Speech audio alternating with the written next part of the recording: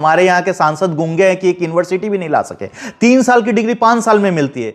20 साल सांसद रहे और 20 साल में रह के इसको आप विकास कहते हैं तो मैं नहीं मानना। ब्रिज तहाँ ऋण प्रधान, तो बिहार की स्थिति वही है। मैं नहीं कहता हूँ साउद्दीन साहब ने डेवलप नहीं किया है, स्टेडियम बना दिया, कॉलेजों की स्थिति अच्छी की थी, डरा धमका के डॉक्टरों का जो फीस वो भी कम किया था, अच्छी बात थी, लोगों के लिए बहुत सहूलियत भी थी, लेकिन वो खौफ था। जो इस रोड की जरूरत नहीं, आप देखे होंगे गुटनी से जो रघुनाथपुर होते हुए सिसवन की तरफ जो रोड जाती है, अच्छा खासा रोड है, फिर उसको बना दिया। बनाने की जरूरत है, जिसके रोड के बगल के गड्ढे भरने की जरूरत है। ऐसे ऐसे बहुत सारे रोड है, इस पे किसी का ध्यान ही नहीं। वेस्ट पॉलिटिक्स हो।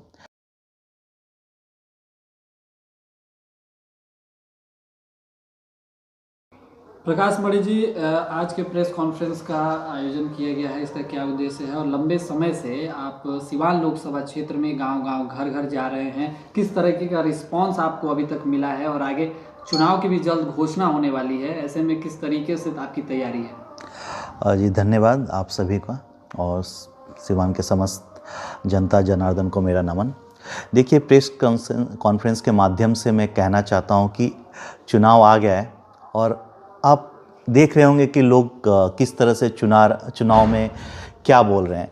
मेरा इस प्रेस कॉन्फ्रेंस के माध्यम से मेरा मकसद यही है कि लोग मुद्दा पे बात करें, एजेंडा वेस्ट पॉलिटिक्स हो। हालांकि यहाँ पे हो क्या रहा है कि कौन क्या बोला, कौन क्या क्या। रिसेंटली मैं कल न्यूज़ सुन रहा था तो मोदी जी के बारे में कि वो ब्राह्मण नहीं है, पूजा कैसे किए, इस तरह की चीज़ें जो कि हमारे समाज के लिए कोई महत्व रखता ही नहीं है। हमारे समाज के लिए महत्व ये रखता है कि हमारे जो ज़मीनी मुद्दे हैं उसके बारे में चर्चा किया जाए। चलिए हम सबसे पहले बात करते हैं नशा, जो स्माइक गांजा पी के आज के डेट में जो नए जनरेशन के जो बच्चे हैं, युवा जिनकी उम्र सीमा 14 से लेकर 25 के बीच में है, ये बच्चे इस नशे के गिरफ्त में इस तरह आ रहे हैं जैसे कि मतलब कोई क्रेज है, कोई बहुत बड़ा काम कर रहे हैं, राइट। इसका साइड इफेक्ट किसी से छुपा नहीं है। 3 से 4 साल के अंदर जो बच्चे दम तोड़ दे रहे हैं, अगर वो जिंदा भी हैं तो मेंटली डिस्टर्ब हैं। तो इस पे कोई भी नेतृत्व तो आवाज नहीं उठा रहा है।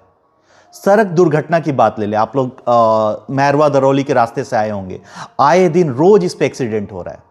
इस पे नेताओं का ध्यान ही नहीं जा रहा है। जो इस रोड की जरूरत नहीं, आप देखे होंगे गुटनी से जो रघुनाथपुर होते हुए सिसवन की तरफ जो रोड जाती है, अच्छा खासा रोड है, फिर उसको बना दिया गया है। लेकिन जिस रोड पे जरूरत है, जिस रोड का चौड़ीकरण, जिस रोड को बनाने की जरूरत है, जिसके रोड के बगल के गड्ढे भरने की जरूरत है, मैरवा से लेके दरौली वाला जो रोड है, ऐसे ऐसे बहुत सारे रोड है, इस पे किसी का ध्यान ही नहीं जा रहा है। मोदी जी आए और उद्घाटन कर दिए कि मैरवा स्टेशन, कौन कौन से स्टेशन सिवान में, पूरे बिहार में इतने सारे स्टेशन नए बना दिए, बहुत खूबसूरत दिख रहे हैं। अरे सर, हमें स्टेशन खूबसूरत की जरूरत नहीं है, आप इसको साफ सुथरा, हमें जरूरत है कि हमारे यहाँ ट्रेनों की संख्या बढ़ाई जाए।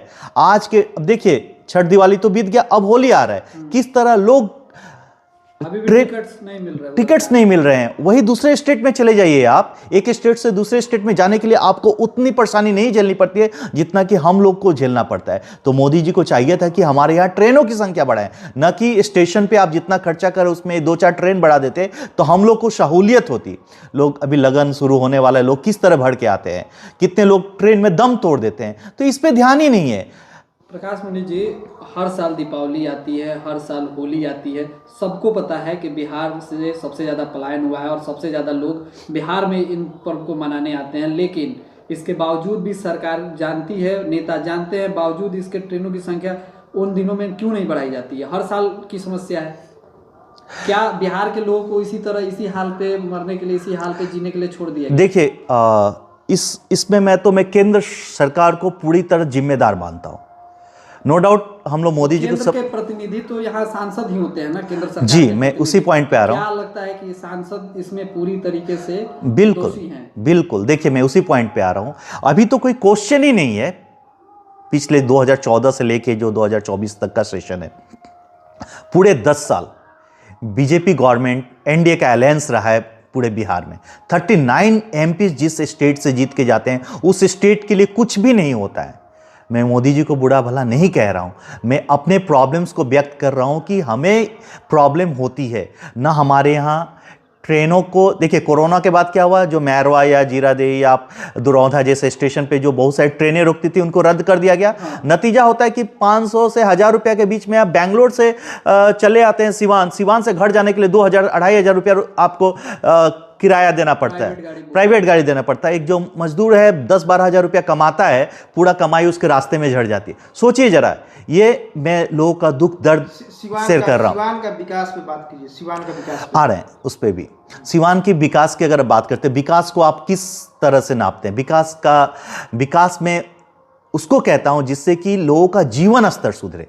जीवन स्तर का मतलब ये होता है कि आप बाजार में जा रहे हैं तो आप ट्रैफिक में नहीं फंसे, कोई बीमार है तो ट्रैफिक में दम नहीं तोड़े, एम्बुलेंस, रास्ता इतना चौड़ा हो, ट्रैफिक। सिसवन ढाला तो सबसे बड़ा ट्रैफिक है। देखिए, सिसवन ढाला तो है ही, और लोग चाहते तो उसको अंडरग्राउंड बना के उसकी समस्या को समाधान कर देते, राइट। अंडरपास बना के, फ्लाईओवर नहीं पास हुआ मानते हैं, आपके अंदर वो कॉरेज नहीं है कि आप सांसद भवन में जाके बोल सकें। जो भी एमपी यहां से चुन के जाते हैं एकदम गुंग की तरह रहते हैं। आप 20 से 25 साल का रिकॉर्ड उठा के देख लीजिए, कोई भी सांसद भवन में जाके बोल नहीं सकता है। विकास उसको कहते हैं कि हमारा और आपका जीवन स्तर सुधरे, न कि केवल नेताओं का जीवन स्तर सुधर जाए। क्या लगता है कि शहाबुद्दीन जैसे सांसद सिवान में होने चाहिए, जिन्होंने बुलंदी से आवाज उठाया और कई काम जो उन्होंने सिवान में किया, जो आज भी लोगों के लिए मिसाल है? देखिए, 20 साल के टेनर में अगर आप कहते हैं कोई 20 साल सांसद रहे और 20 साल में रह के इसको आप विकास कहते हैं, तो मैं नहीं मानता हूं। 20 साल में शहाबुद्दीन साहब का विकास को विकास मानते हैं? देखिए, जहां कोई नहीं है, जहां गाछ ना वृक्ष तहां ऋण प्रधान,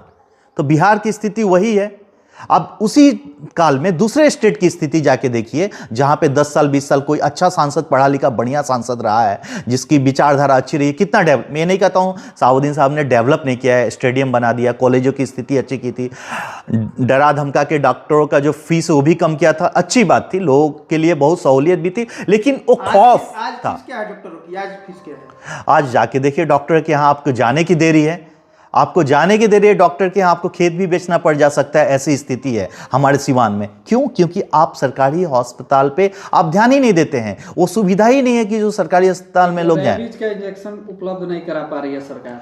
वो तो है, यहाँ पे डायलिसिस के इतने पेशेंट बढ़ रहे हैं, किडनी फेलियर के, कितने वेंटिलेटर हैं, कितने वेंटिलेटर हैं आपके सिवान के हॉस्पिटल में जाके देखिए। ये तो सांसद कोटा से आप आसानी से कर सकते थे। तो लोगों के अंदर वो है ही नहीं। लोगों को जो पावर और अपॉर्चुनिटी मिलता है, पैसा मिलता है, उसको लोग अपने जीवन स्तर को सुधारने, अपनी वैभवशीलता या अपने वर्चस्व को बढ़ाने के लिए यूज करते हैं। कोई भी प्रतिनिधि जो भी आता है चुन के, निजी स्वार्थ से ऊपर उठ के काम करने की मानसा ही नहीं रख रहा है।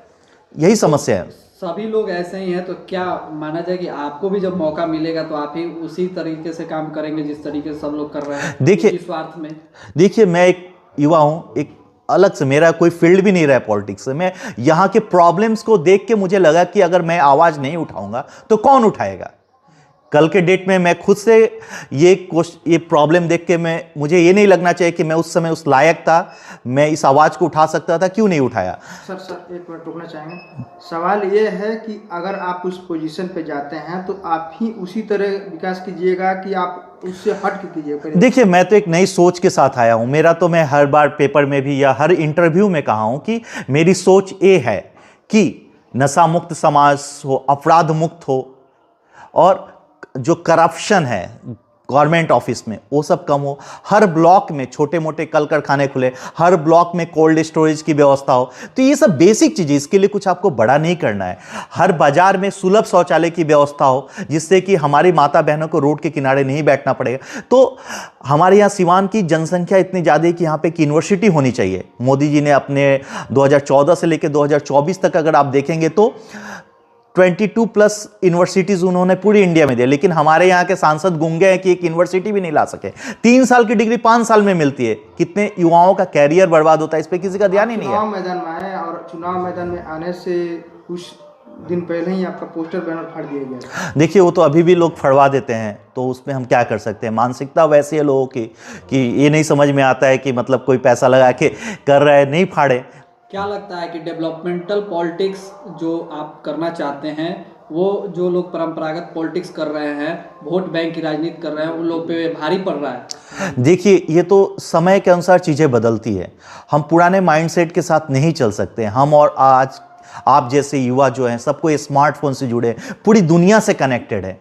तो हमारे अंदर जब हम दिन पर दिन किसी न किसी तरह से एडवांस हो रहे हैं, तो लोगों का सोच भी बदल रहा है। वो परंपरागत जो भी पॉलिटिक्स है, कास्ट, रिलीजन, ये सब चीज़ें धीरे धीरे वैनिश मतलब खत्म हो जाएगी। और लोगों को डेवलपमेंट चाहिए, लोगों को अपने जीवन स्तर में सुधार चाहिए। उनका बेटा रोड पे जाए तो सुरक्षित रहे, उनका बेटा नशे की गिरफ्त में नहीं है, उनके बेटे को बाहर जाके नहीं पढ़ना पड़े, 3 साल की डिग्री 5 साल में नहीं मिले। लोग सबको ही डेवलपमेंट चाहते हैं। 12-14 हज़ार रुपये के लिए कोई भी माँ या कोई भी पत्नी अपने पति को बैंगलोर और गुजरात नहीं भेजना चाहते हैं। वो चाहते हैं कि यहीं पर कमाए, राइट। तो ये चीज़ें सबके अंदर वो है कि मेरा बेटा अच्छे स्कूल में पढ़े, तो सरकारी स्कूल की व्यवस्था अच्छी हो। तो ये सब चीजें लोगों को समझ में आ रही है। प्रकाश मणि जी, आपके विचार बहुत ही अच्छे हैं और नेक हैं, लेकिन जिस तरीके से लोकसभा चुनाव होता है और उसमें लोग पार्टी बेस्ड वोट करते हैं, इसको कैसे आप तोड़ेंगे और आप अपने पक्ष में वोट कैसे मांगेंगे? देखिए, मुझे तोड़ने की जरूरत नहीं है। जो वर्तमान की जो बिहार की राजनीति रही है, नीतीश सरकार के उलटफेर, जो जिस तरह से बीजेपी में गए और बीजेपी से फिर राजद में गए, राजद से बीजेपी में आए, ये लोगों के को पूरी तरह से साफ है कि भाई हमारे जो शीर्ष नेतृत्व अपने सुविधा के अनुसार हमें बरगलाते हैं और वोट लेते हैं और अपने सत्ता को बचाए रखने के लिए वो कुछ भी कर सकते हैं। तो इस बार जो पॉलिटिक्स होने वाली बिहार की, ये फेस बेस्ड रहेगा, कैंडिडेट बेस्ड रहेगा, आप लिख के रख लीजिए। और इस बार जो लड़ाई होगी, इंडिपेंडेंट वर्सेस इंडिपेंडेंट, निर्दलीय वर्सेस निर्दलीय। जी, एक कहावत है देहात में कि अकेला चना भार नहीं फोड़ता है, ठीक है। तो ऐसे में आपको कैसा लगता है कि आप अकेले ये सब बदलाव कर पाएंगे? माना कि अंधेरा घना है, लेकिन दिया जलाना कहां मना है। अकेला चना भार नहीं फोड़ सकता है, कोई बात नहीं, लेकिन कोशिश करने वाले की कभी हार नहीं होती है। हो सकता है मुझे मैंडेट ज्यादा नहीं मिले, लेकिन मेरी वजह से आपके भाई, आप जैसे लोग कल के डेट में इस पॉलिटिक्स में हिम्मत करेंगे कि एक लड़का निर्दलीय अकेले घूम के लोकसभा में लड़ा और कुछ हद तक गया, तो आपको हिम्मत मिलेगी। कल आप ब्लॉक के प्रमुख के लिए, आप एमएलएस के लिए, हर पोस्ट के लिए युवा जब आगे आएंगे ना, तो हमारे यहाँ जो कंपटीशन होगा, बेस्ट वर्सेस बेस्ट होगा। अच्छे से अच्छे के बीच में जब कंपटीशन होगा ना, तो कोई एक अच्छा ही चुन के आएगा। जब अच्छा चुन के आएगा तो सबका भला होगा। क्या लगता है कि अभी भी जो ये हमारी लोकतांत्रिक व्यवस्था है, राजतांत्रिक व्यवस्था में फंसी हुई है? जो विधायक हैं उन्हीं का बेटा विधायक बनेगा, एमपी का बेटा ही एमपी बनेगा, इस तरह की परंपरा से ये ग्रसित जो हमारा लोकतंत्र है, इसको मुक्त करने की ज़रूरत है और यूथ इन पॉलिटिक्स की ज़रूरत है। देखिए, इसी विचारधारा के साथ मैं इस पॉलिटिक्स में कदम रखा हूँ। नहीं तो आप देखेंगे तो मेरे घर से कोई वार्ड मेंबर का भी चुनाव नहीं लड़ा है। हम लोग काफ़ी दूर रहे हैं और शायद मैं पॉलिटिक्स में अपने पूरे इस क्षेत्र से, मतलब मैं पहला लड़का हूं जो इसमें आ रहा हूं। तो मेरा इंटेंशन बस यही है कि समाज में सुधार हो, बदलाव आए।